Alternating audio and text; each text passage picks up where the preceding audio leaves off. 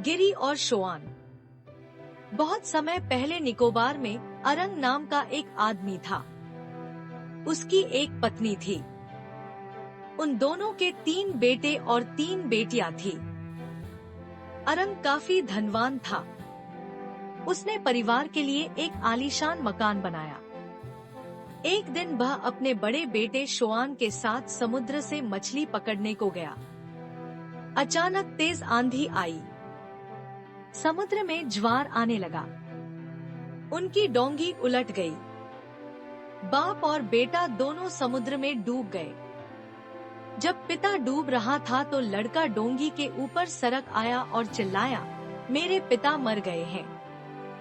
हाय, मैं क्या करूं? मैं घर कैसे जाऊंगा? तभी एक व्हेल उसके सामने आई। मेरी पीठ पर बैठो, मैंने रास्ता देखा है। व्हेल ने कहा।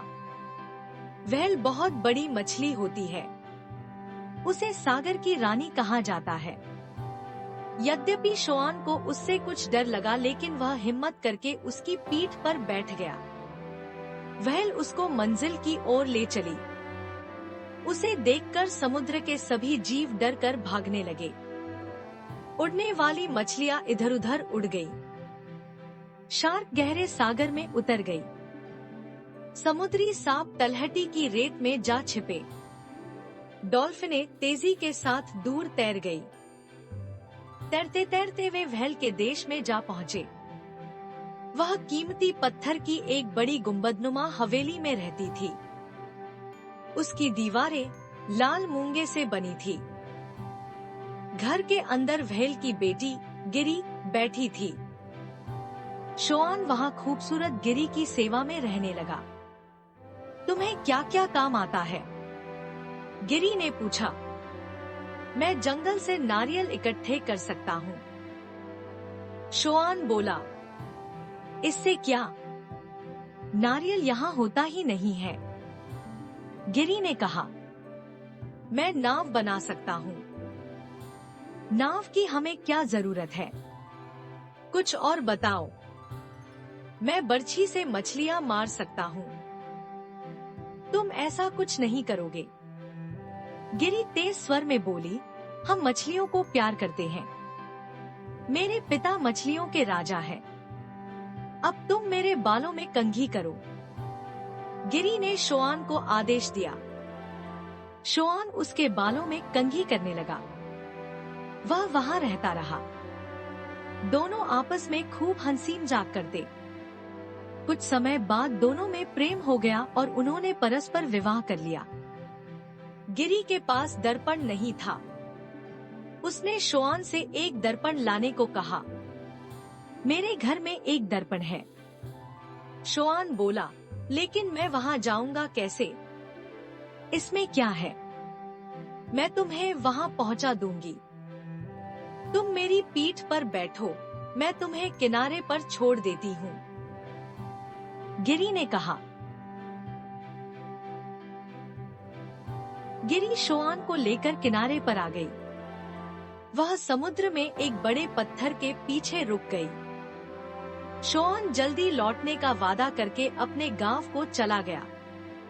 शीघ्र ही वह अपने घर जा पहुंचा। शोआन को देखकर उसकी माँ को विश्वास ही नहीं हुआ कि वह जिंदा है। उसके जीवित लौट आने की खबर सुनकर गांव के सारे लोग उसे देखने को उमड़ पड़े। उसने सबको व्हेल वाली घटना सुनाई और गिरी के साथ अपने विवाह की बात बताई। लोग उसकी बातों पर हंसने लगे। उसकी सारी बातें उन्हें गप लगी। शोआन को उनके रवैये से बड़ा दुख हुआ। उसने दर्पण उठाया और घर से भाग खड़ा हुआ। गांव के लोग अनपढ़ और अंधविश्वासी थे। समुद्र में डूबने के वर्षों बाद वापस लौटे शोआन को वे उसका भूत समझ रहे थे। जब वह दर्पण उठाकर भागने लगा तो उनका संदेह विश्वास में बदल गया। उन्होंने उसका पीछा किया और बर्छियों से उस पर वार किया। बर्छियों ने भागते हुए शोआन के पूरे शरीर को बींध डाला। वह मर गया। उधर सागर में मूंगे की पहाड़ी के पीछे रुकी गिरी उसकी प्रतीक्षा करती रही, लेकिन वह गिरी के पास तक नहीं पहुंच पाया।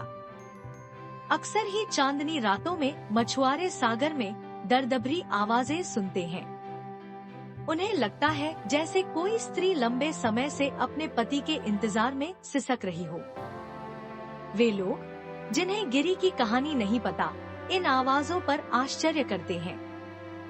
गिरी शोआन के बिना अकेली अपने घर नहीं लौट सकती, इसलिए वह दर्दीली आवाज में उसे पुकारती है, लौट आओ शोआन, लौट आओ, लौट आओ। आधी रात को समुद्र में अब भी यह आवाज गूंजती है।